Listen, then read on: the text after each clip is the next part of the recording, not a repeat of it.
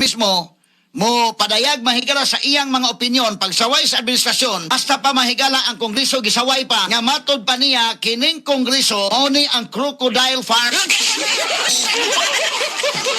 Ngano man nga nanganlan mag crocodile farm hasta pa gani ang mga tao mahigala mga buaya na as kongres tungod sa grabing korupsyon.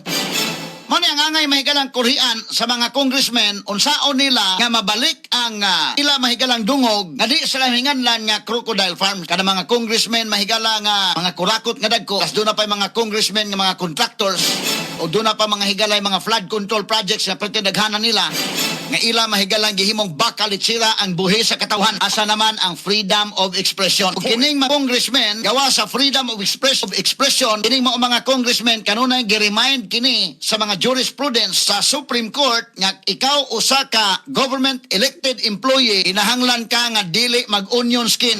Ug sila mismo nakahibaw ngano nga ginganlan sila crocodile farm lang Kiko Barsaga, ha? Ang tanang tao sa Pilipinas, nahibaw mga higala, tumikan sa kadaghang kurakot diha mahigalas kongreso.